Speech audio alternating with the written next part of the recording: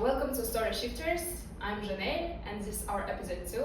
Our guest is Professor Gabor Kovacs.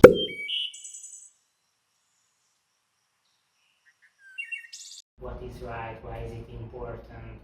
If you want to approach this from a more realistic perspective, we can say, or we should say, that one can buy happiness, but only to a certain level. There is a sort of the high price of materialism, genuine well-being for the society. Money will not motivate people. There are two answers for this. Those people are the happiest in the world, the happiest. But what is the price of their happiness?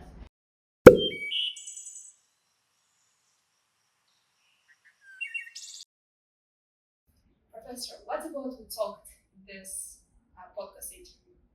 We talked about ethics in the economy, business ethics. We talked about happiness and economics. Talked about the challenges of today's economies, like the ecological overshoot and social injustice. We talked about growth, the deficiencies of gross domestic product (GDP). We talked about Bhutan, gross national happiness, and we talked about students' openness.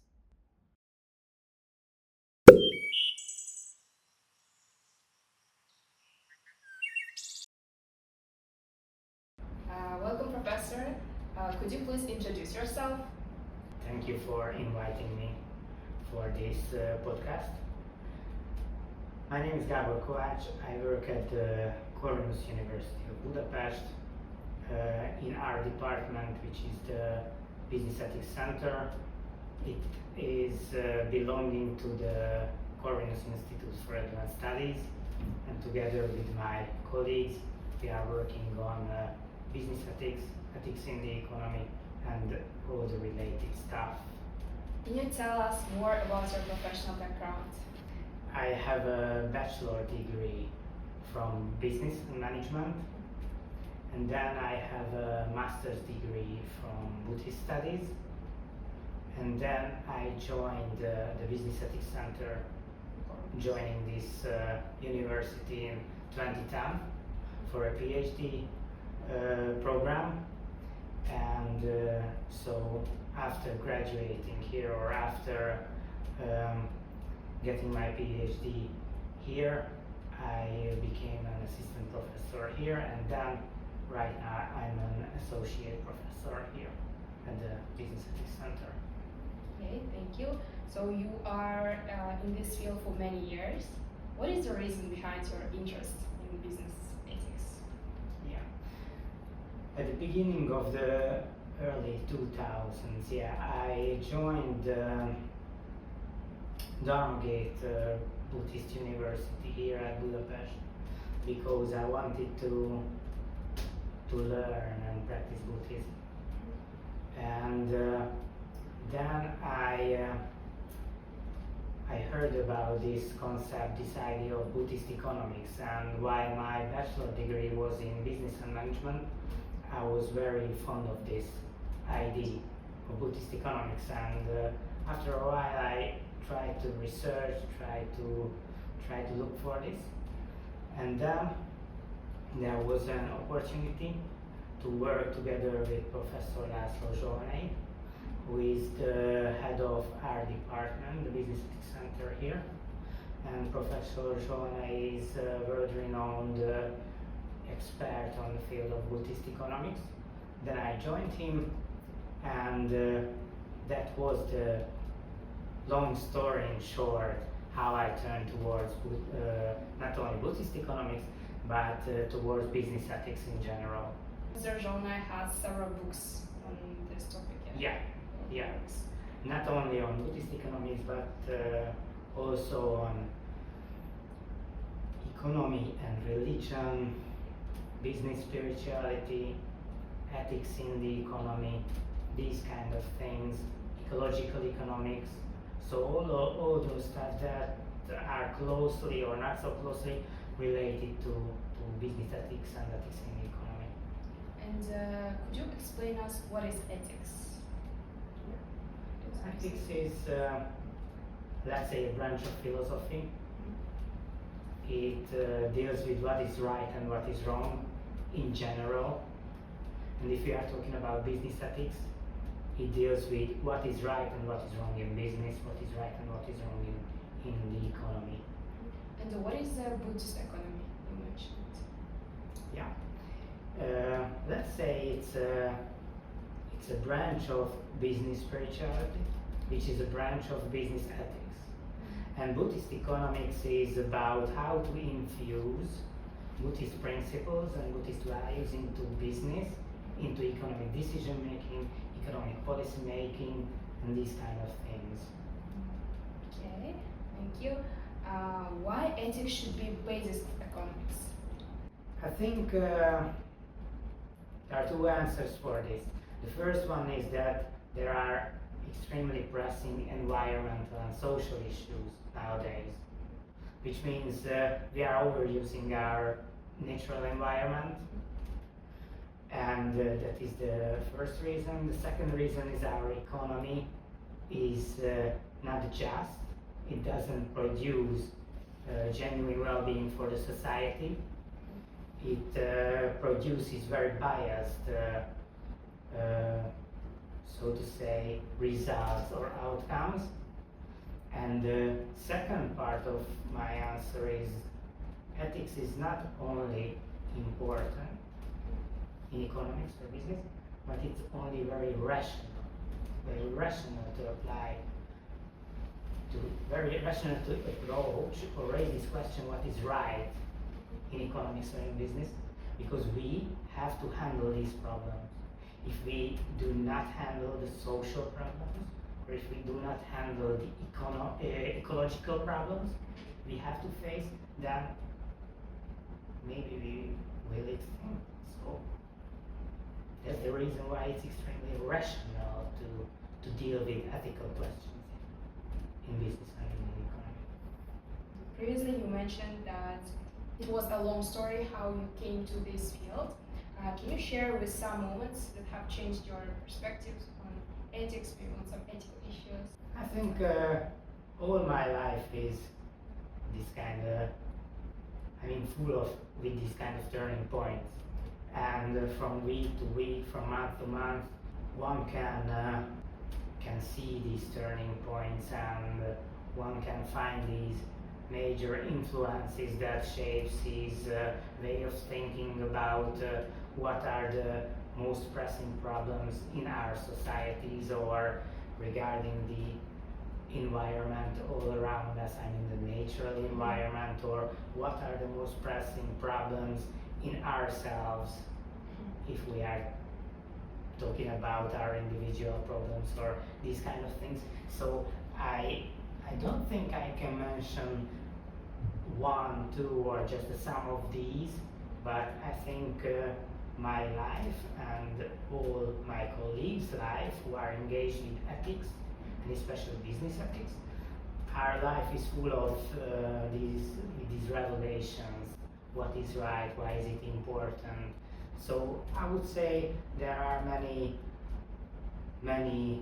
good initiatives in economics, in business, that are promising in a sense that they can answer these questions related to the ecological overshoot of our economy or related to the injustice of our economic systems. There are many of these. And in class we learned about the happiness in the economy. Can you tell us how economy and happiness are related? Yeah, we can ensure the basic necessities of our life. Food, clothing, democratic rights, housing, these kind of stuff, by economic means. So the economy is for generating these basic needs for humanity. And providing these basic needs is a necessity in order to enhance or to reach happiness. Without these basics, we cannot talk about happiness. Because if people are in need, for example, they don't have enough food, or they don't have a place where they can live, they will never ever be happy. And can we buy happiness then? If we want to approach this from a negative perspective, we can say that no. If we want to approach this from a more realistic perspective, we can say, or we should say, that one can buy happiness, but only to a certain level. Which means that there was a scientist called, there is a scientist called Richard Easterling, and he was researching what's the relationship between happiness and economic performance. Economic performance can be measured by GDP and GDP growth. And meanwhile, we can measure the happiness level of people by measuring subjective well-being. And he arrived to the conclusion that, okay, we can say that wealthier people are generally tend to be happier than people who are not so wealthy. Okay, so rich people tend to be happier than poor people. It's true. But what is a paradox here, that if we take a look at GDP and the trends in GDP growth, then we can say in, 10 years, 20 years, 50 years time, so let's say 50 years time, then in 50 years, even though the GDP has tripled in the United States, the level of subjective well-being of people are stagnated. So the GDP was booming, rising up, while the subjective well-being of people were stagnating, which means that we cannot buy happiness, and it's a paradox here. We are raising our economic performance. We try to think that, okay, if we perform better in an economic sense, that will result well-being and happiness, but this is not true. Subjective well-being is stagnating, but there's a high price of economic growth, and it's not including the development of happiness or the raise or the growth of subjective well-being. So I can say that in the early 2000s, according to Richard Easterling, he argued that in the early 2000s, only an annual income of around $15,000 or $20,000 per year made people happy. But above that amount of money, above $20,000 annual income, money cannot and will not make you happy. In microeconomic courses, my colleagues tend to teach the example of chocolate cake. Have you ever heard about this? The utility of the chocolate cake. Can you explain it? When you eat a slice of chocolate cake, you will grow your utility with a certain amount. But when you eat the second slice, you will not be able to raise your utility in the same amount, with the same amount, and your utility will decrease. And the utility is? You can... Satisfaction? Satisfaction, which is part of happiness, of course. But money behaves in the same manner as chocolate cake. In the early 2000s, above $20,000 per year, that chocolate cake, money will not grow your utility, will not make you happy, will not give you satisfaction. I remember another chart that was about money and people's effectiveness or something like that, where after some point it's also stagnated. Yeah. Of course, we can say that money will not make you happy, but money will not motivate people, because there's a strange situation. If I underpay you, I will not be able to reach your maximum performance. Okay? But if I overpay you, the same will happen. You will not give your best. You will not give your best. If I underpay you or if I overpay you, the result, the outcome will be the same, not your maximum performance. I have to give you an optimum of wage in order to let you perform according to your best. That's really complex topic, interesting topic, and of course, it's very important for entrepreneurs and managers like you after graduating here. So you have to be aware and you have to make conscious decisions on this.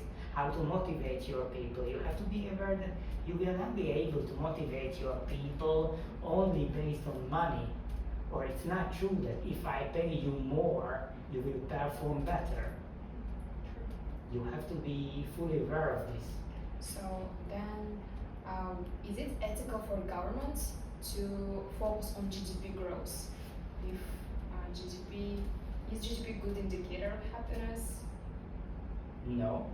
GDP is a very good indicator of the growth in the domestic product, because it's the name of this indicator, growth domestic product. It's not the name of this indicator is not something like happiness index or something, but policymakers and economists tend to think maybe, I don't know if it's a rational decision of theirs, but they tend to think that we can measure the growth of happiness, the growth of well-being by the growth of GDP, which is a totally false approach of this concept. We said that GDP isn't a good indicator of happiness, and focusing on GDP, is it leading to consumerism? Can you explain what is consumerism? Why is this term becoming very popular nowadays? Yeah, let's say this addiction to GDP growth or to this concept, it is very closely related to materialism, because GDP and the growth of GDP only measures this materialistic performance.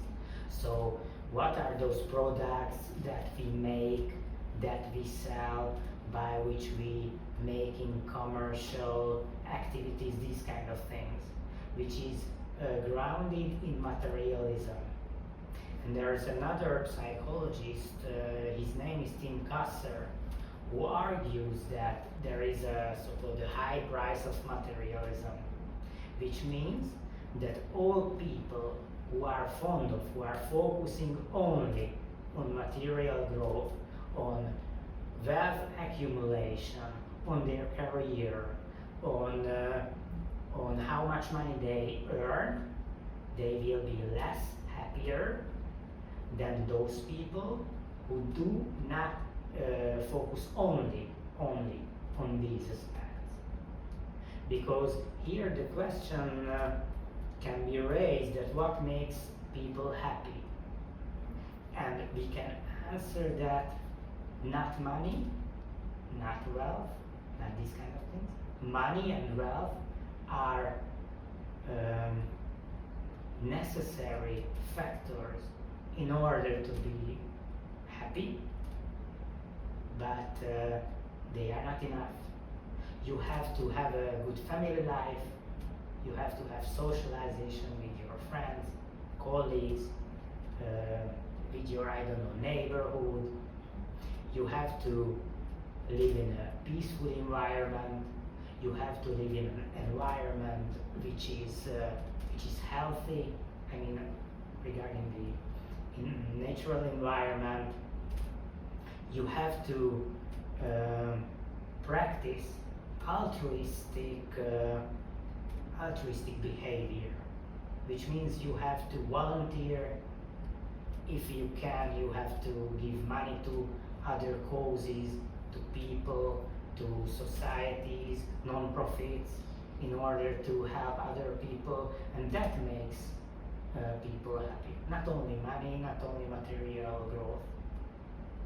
So in Tim Kasser's book, he says that materialistic value orientation undermines well-being. Yeah.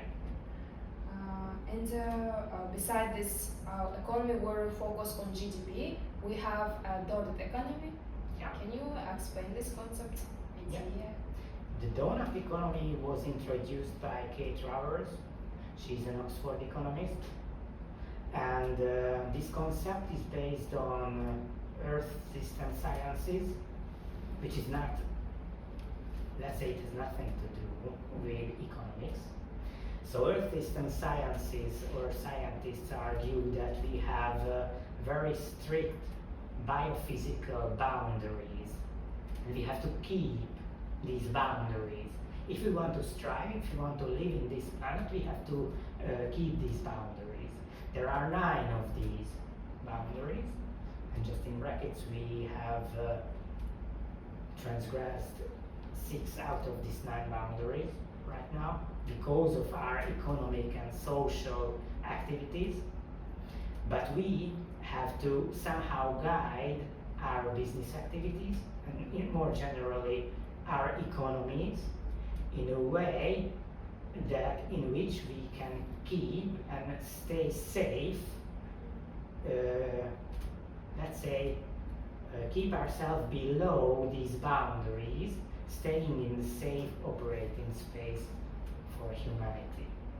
So GDP growth economy is from the idea that economy always should grow. Yeah. And the donut economy, I think it was connected with economy that doesn't always grow. Yeah. It stagnates or somehow. Can you explain it? Because the other part of the donut economy is the social foundation. So first we must not transgress the ecological ceiling, the ecological limits of this planet. But meanwhile, we have to, by economic means, we have to provide people with their basic needs. I mean, we have to produce somehow proper food, clothing, housing, maybe democratic rights, these kind of things, energy for people to live a decent life in their human dignity. So let's say the most important challenge here is how to harmonize these 2 goals, because we can say that okay, there are well-being economies, we can say that okay, Scandinavian countries, The most happiest countries in the world. yeah, and it is true, it's fact. They are, those people are the happiest in the world, the happiest. But what is the price of their happiness? And we can say that they are in ecological overshoot. So we cannot say that okay, let's make all our planet like Finland or like Norway. We cannot do this because at least we should have 3 or 4 of our planet in order to provide that level of well-being for all the inhabitants of this planet. But meanwhile, if we say that okay, we do not want to transgress these ecological limits, these planetary boundaries, then what happens? If we do not transgress them, we will not be able to provide the social foundations, those basics, to all of our inhabitants.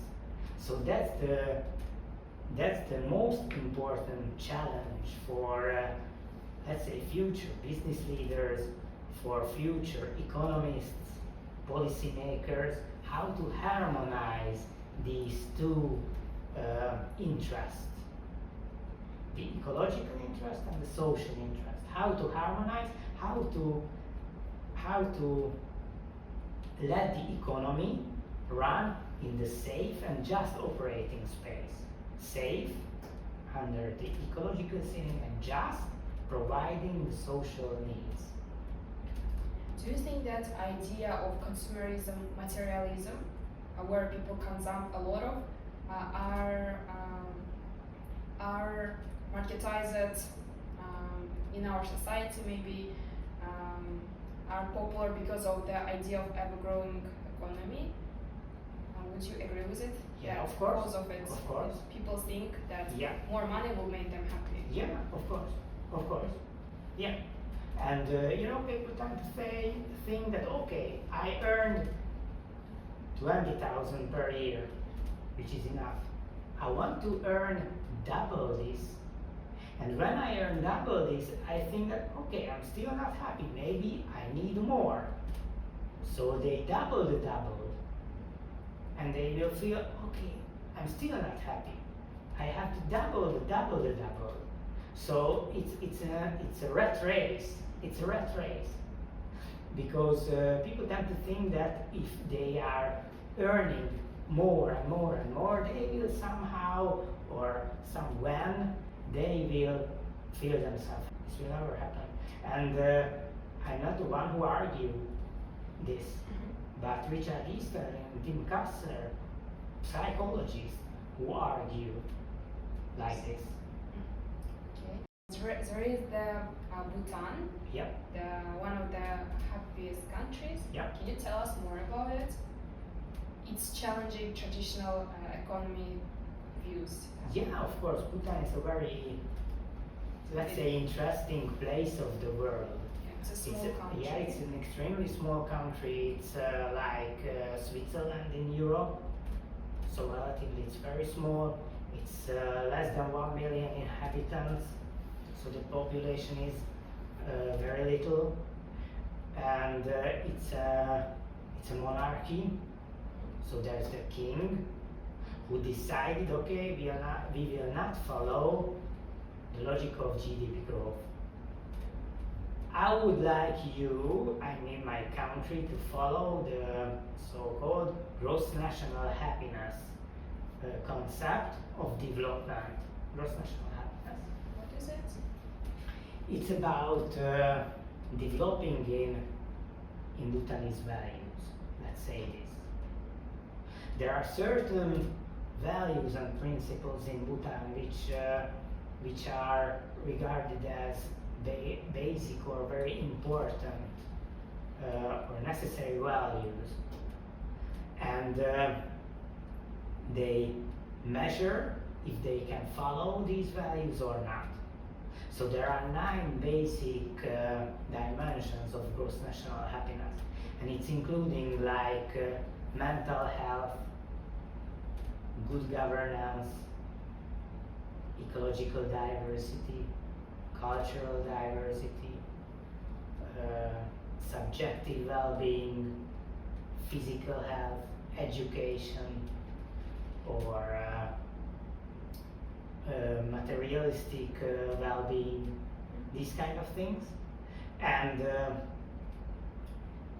the people's life are measured according to these 9 dimensions, and they can make an index in every 5 years, and they can analyze what are those problems that are not well developed, less developed, or what are those issues that must be developed in a sense to enhance the so-called performance according to this GNH concept or ID.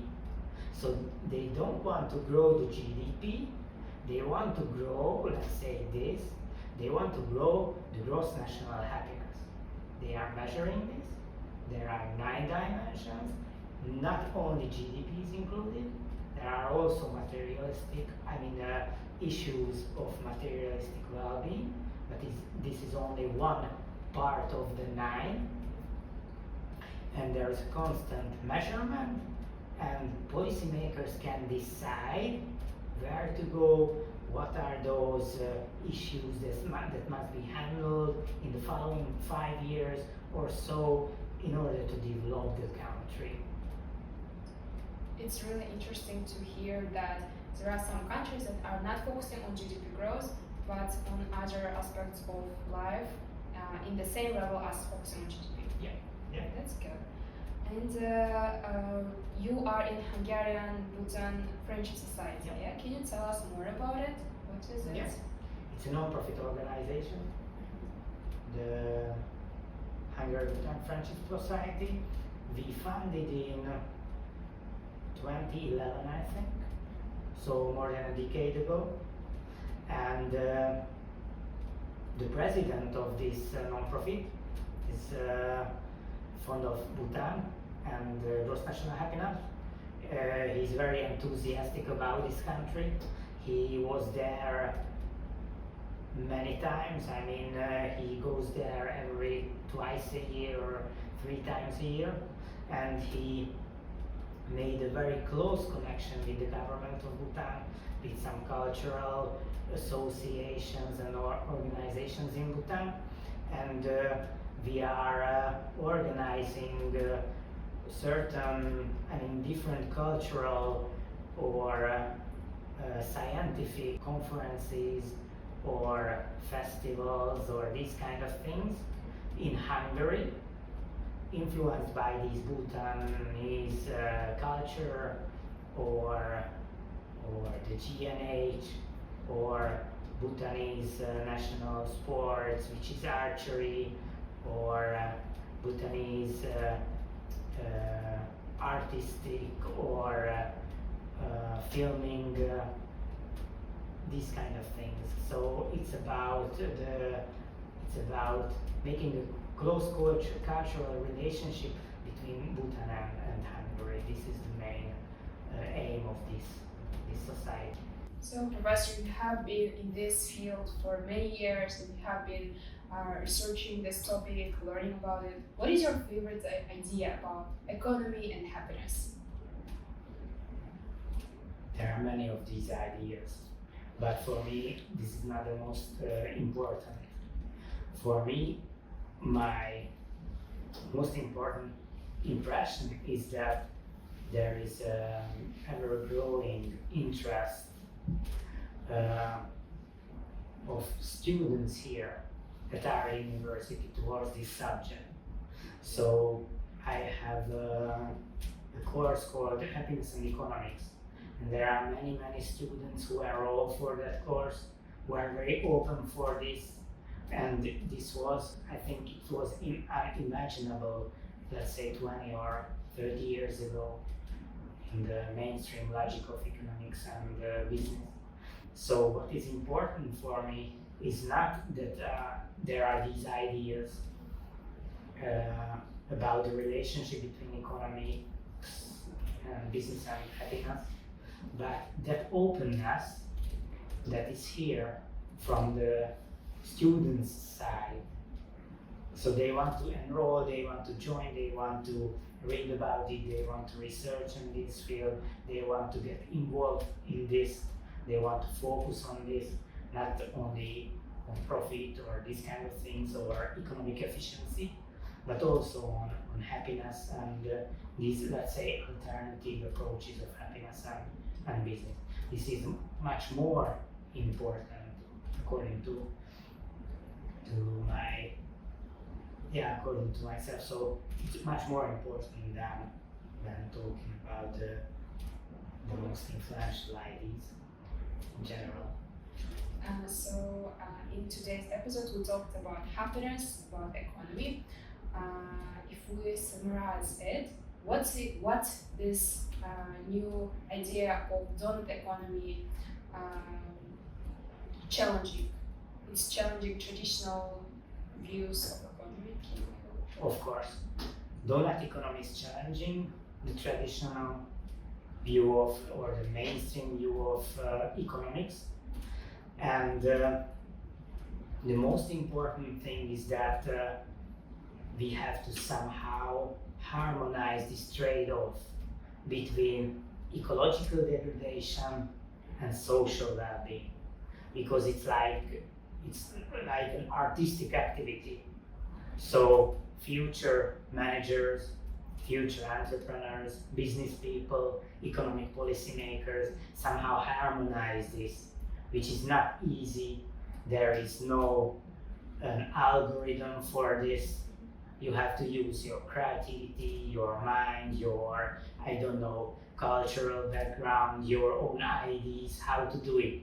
Because if you don't do this, then actually there won't be a so bright future for humanity on this planet. And as just a person, yeah, we should be aware of this consumerism, materialism, not to over-consume. Of course, yeah. That we should know that economy should always grow. Maybe in that, maybe not that fast. Okay. Thank you very much for your time, and thank you our listeners, our comments. Goodbye, everyone. We will see you later in next episode.